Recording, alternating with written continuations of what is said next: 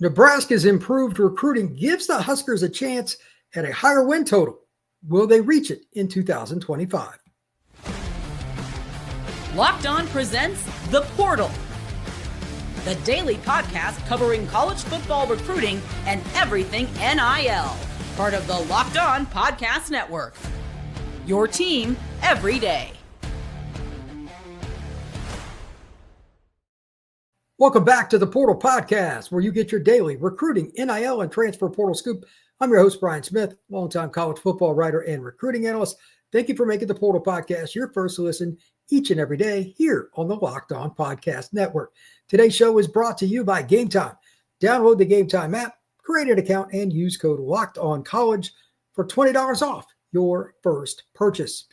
We're going to be talking all things Nebraska Cornhuskers as they seek to get back on track and get to a point where a realistic goal is going to a major bowl, maybe even an outside chance of making it to the Big Ten championship game. I think that's probably a year away, but they are trending in the right direction. And to preview Nebraska, I'm going to look at this like I will for every team that I do in this series, and this is team one for all the major college football programs, how you have done in the trenches and at corner and at receiver with recruiting from the high school ranks, specifically the high school ranks. Teams that win big, recruit at an elite level at those spots, typically the trenches in particular, but corner and receiver have also become super important for the major college football programs that make a run into January. So we're going to look at Nebraska from that, talk about Dylan Raiola, how Matt Rhule and his staff want to play defense. They've had a change there. And we're also going to discuss how this program is perceived by its fan base, what the expectations are, and I will give my prediction for the 2025 Cornhuskers, how many games they're going to win. I'm going to give that at the end of the show. So let's get started. Trenches. This is the bottom line. If you do not recruit, especially offensive linemen, at a very high level from the high school ranks, typically you're sunk. That was proven this past year in the college football playoff, as it has been for numerous years. But here's my point. Penn State, Notre Dame, Ohio State, and Texas. Elite high school offensive line recruiting, year after year after year. 19 of their 20 players, if I remember correctly, from those starting units up front were high school additions to each of those programs. They get it done. They were the Final Four. Nebraska used to be that program. They had a top 10 O-line class pretty much every year, 70s and 80s. Why that changed, I'm not exactly sure, but they're starting to get back. I went and looked from 2021 through this class that just signed in 2025. I used a 24/7 composite to look at how many 4- and 5-star recruits, offensive line, defensive line, corner, and receiver for the Huskers. Looking at the O-line in 2021, 2 and 3, this is hard to believe. They didn't have anybody that was a 4-star composite offensive line recruit at Nebraska. That's why they were struggling. Now, these guys would be seniors, 50-year seniors now, so that's kind of difficult to get over in, junior, senior, 50-year senior to be exact. But they were recruiting better. In 2024, they had 2 4-stars. They just had another one this year. And on the defensive line, they just had 3 defensive linemen that were composite 4-star recruits. That's a good sign. But they've got to get back to that point consistently. And they even had 3 defensive linemen in the 23 class that were up there as well. I don't know if Nebraska's quite ready because a lot of these good players are going to be younger. It is what it is. It's a youth movement in Lincoln. Dylan Raiola was a freshman last year. Now, his touchdown interception ratio left much to be desired, and we'll dive into it, but 13-11, but at least he played. At least he gained leadership.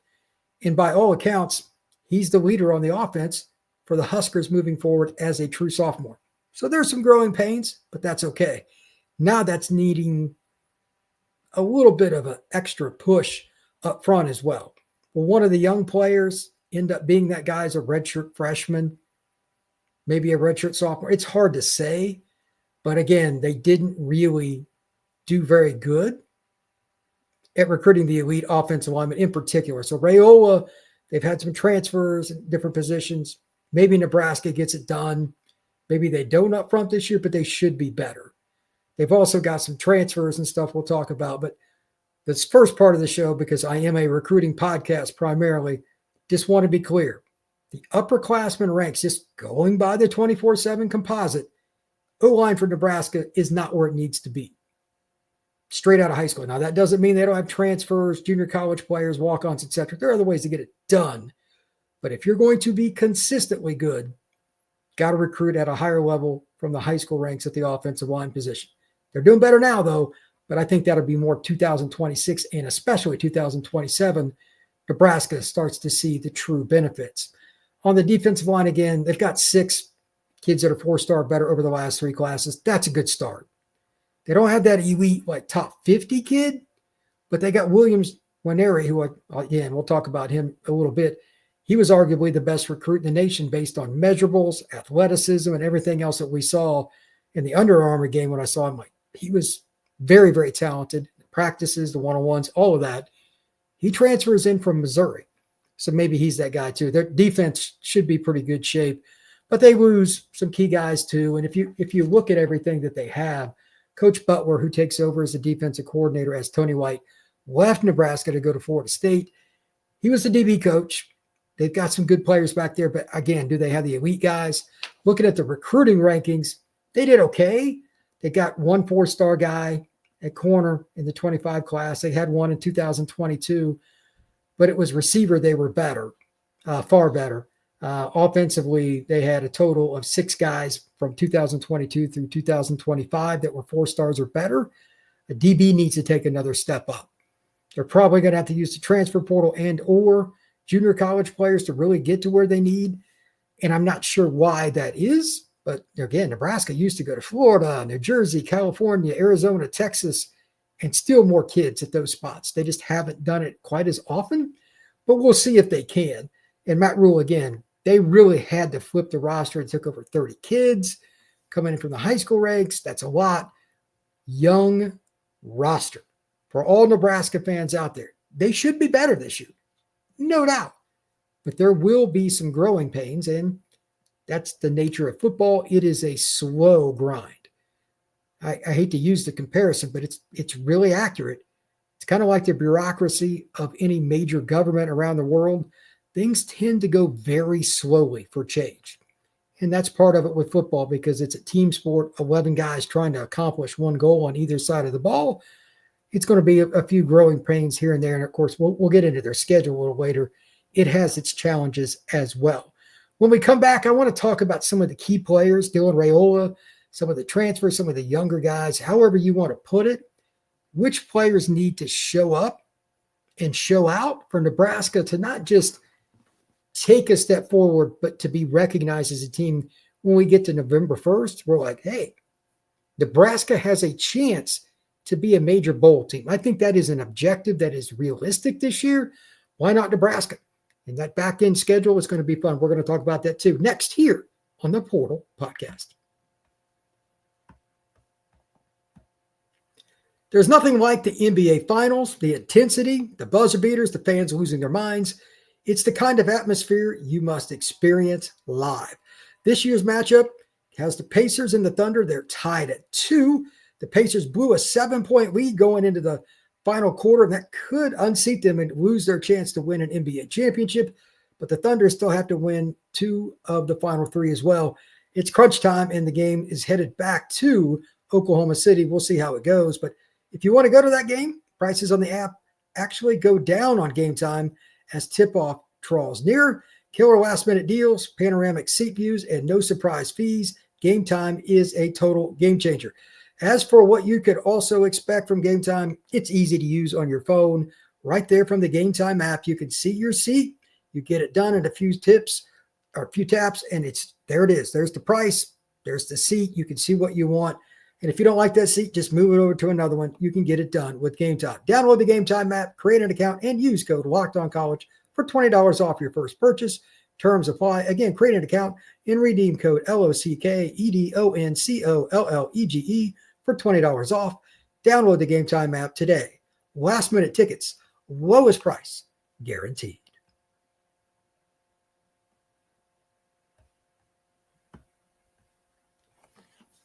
Thank you once again for making the Portal Podcast your first listen each and every day here on the Locked On Podcast Network. Like and subscribe if you have not already. Please share this podcast, and please leave a comment down below. It truly helps the algorithm, and the discussion is a lot of fun. I enjoy engaging with fans all over college football. Nebraska, they've got Dylan Raiola back. Does he have the players to throw the football to that will make a big difference? Ja'Cory Barney and some other guys coming in the program over the last couple of years. They've got a transfer that everybody seems to be curious about. Dane Key from Kentucky, 15 yards a catch. He's a guy that can go get it. But do they have enough depth at wide receiver? It's debatable, but don't forget about Hunter from Cal. I saw him play last year. Cal played at Auburn. I was at that game, and Isaiah Hunter can run. Athlete, has some size. That might be the difference between Nebraska winning 6 games and 8 games. It's great to grind out drives, which Nebraska did for much of the 2024 season. But to get over the top, figuratively and literally, you got to throw the ball down the field with more confidence, more consistency, and just flat out better results. They did it some last year, but if they would have had just one more receiver, one more big play guy that Dylan Raiola had a true rapport with, the Huskers probably win 1 or 2 more games.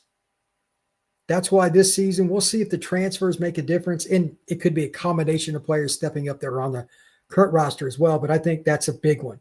They also have Dason McCullough coming in from Indiana.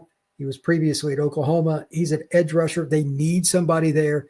They've lost some key guys up front. I'm curious about the defensive line. That's a concern that I have for Nebraska. Will Williams-Nwaneri, the transfer at national top 10 conservatively in the class of 24, will he step up?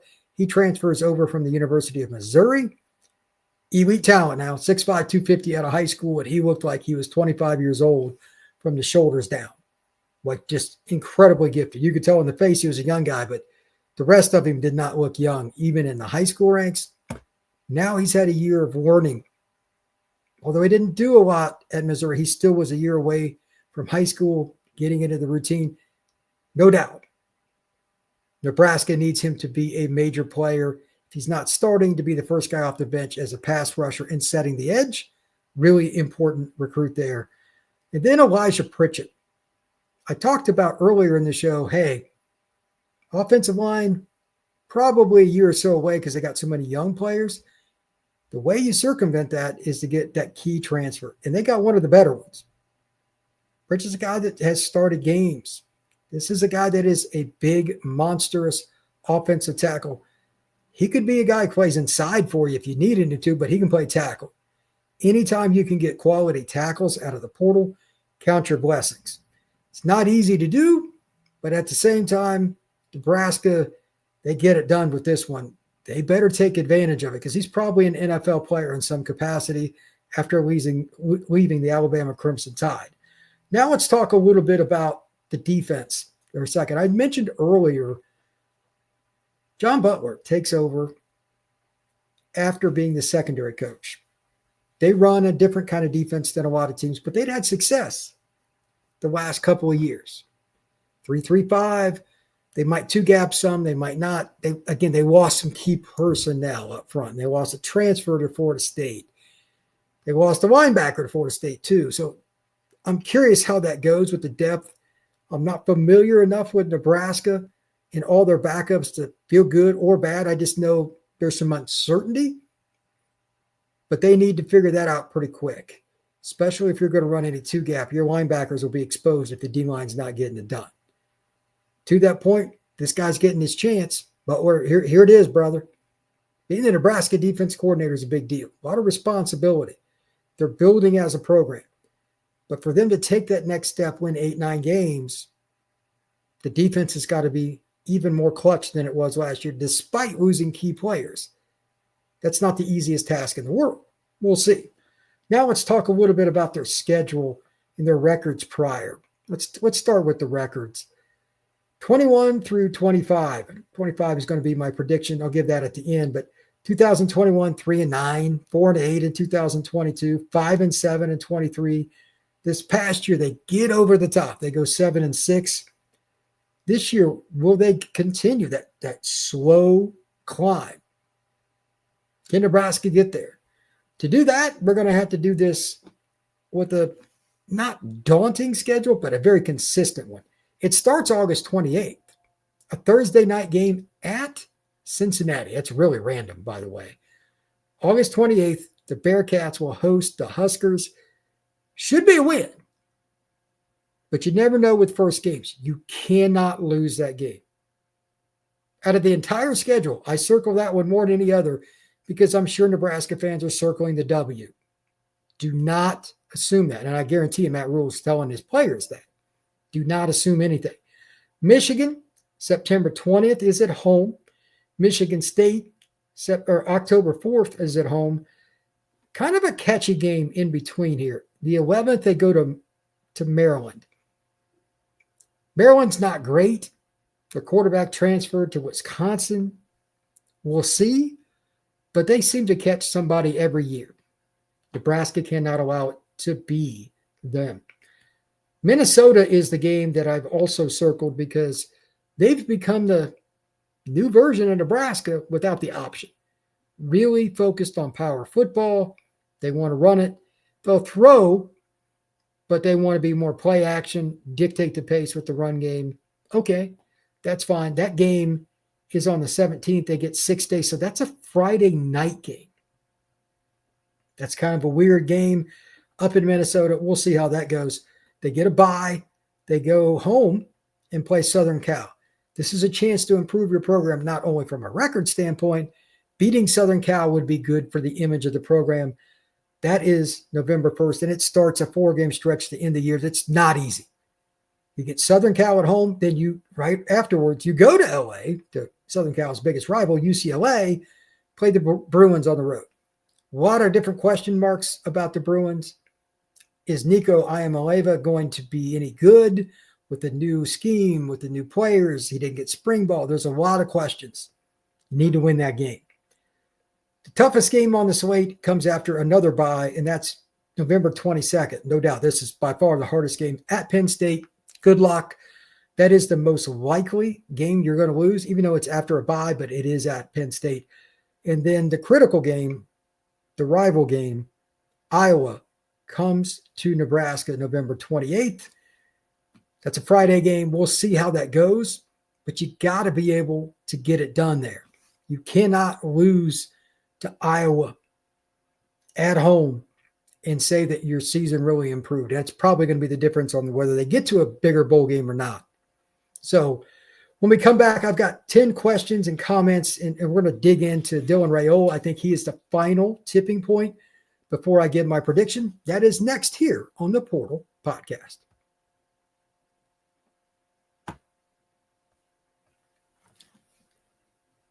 Welcome back to the Portal Podcast. We're going to be talking about Nebraska's 10 keys. I've got questions, and I've touched on some of this, but I want to put it in more specifics. Surviving injuries. The reason I started this show, just like I would anybody else when I'm doing a preview, do you have the depth and the talent to compete, especially late in the year?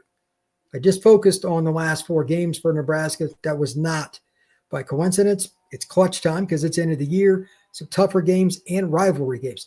You have to be able to win those. They're trending in the right direction, but I am still concerned, especially in the trenches on the offensive side, if they have any injuries. We'll see how that goes. Perimeter speed. They've increased it. But now is it on the same page with Dylan Raiola? I think the talent's really improved at receiver. Barney's a kid to remember. He's got some speed. He's a South Florida guy that can really run. Second-year player. They've got the talent to do stuff, but who steps up? Not sure yet. Overall, and this is not for any position, how much elite talent does Nebraska have? I mean, first and second round draft picks. Ask yourself that legitimately, whether you're a Nebraska fan or not. How many first and second round draft picks do you have right now? Maybe Raiola, that's possible. Anybody else? A few other guys that have the brains for it, like Williams Winery, that's 100% a top 10 pick in terms of athleticism, but he hasn't really done anything yet. Who else? To get over the top, you need a few more guys to develop into that kind of level. Then there's the person I've talked about a couple of times on the show already. That's Coach Butler. He's the new DC. Tony White left Nebraska and went to Florida State. That's not an easy job to fill. Is he ready for the prime time, especially in those games late in the year, USC, UCLA, Penn State, and then Iowa? He's going to get challenged. We needed to see it because the scheme probably won't change much, but he's going to be the one on the headset making the calls. And more importantly, the personnel has changed. They've got some question marks up front. He's going to have to figure that out. Close games. This is something that Nebraska fans, those two words, they hate even hearing the words put together, close games, because they have been atrocious in close games for the better part of a decade. It needs to change. They started doing better, but now they got to take it another step. Will they? That's a question for me.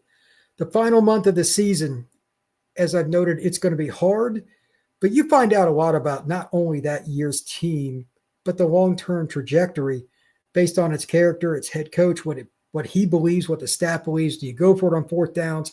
How do you handle adversity if something goes wrong, an injury, a key turnover, needing a fourth quarter drive, whatever it may be?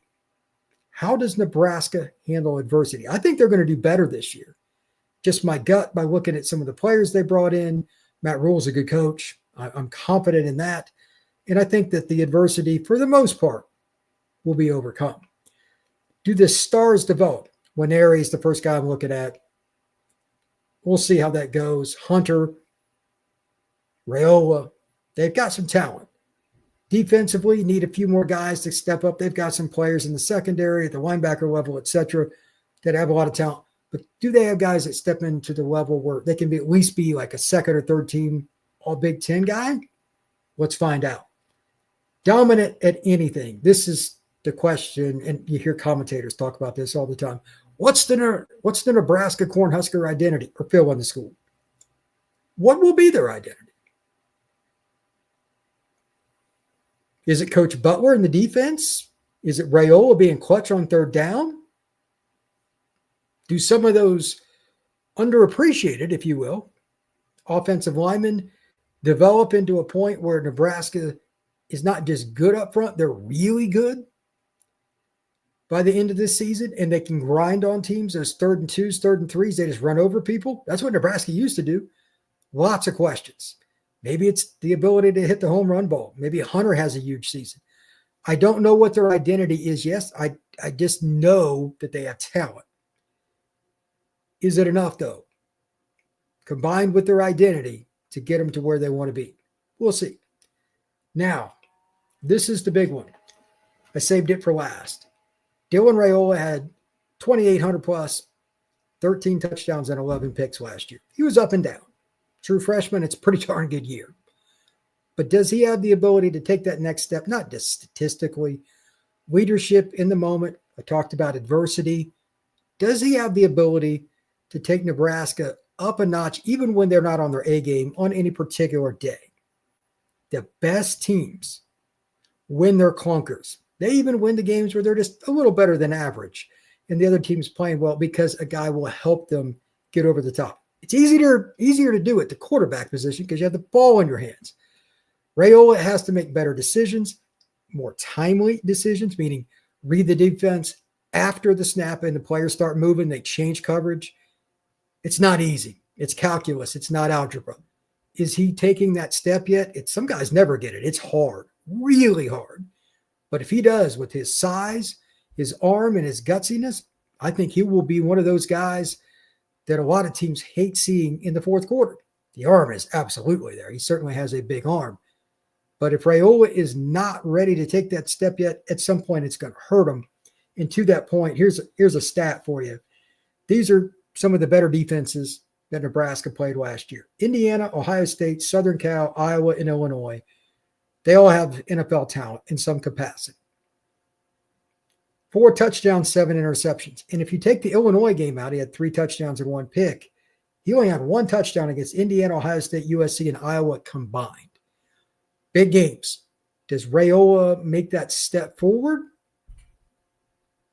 that allows Nebraska to win those close games? Again, USC, Iowa. To play at Penn State, I mean, they could have the shock of the year. Which games does he do it? Michigan games early in the year. They get the Thursday night game at Cincinnati. It's not a huge game, but maybe that sets the trend.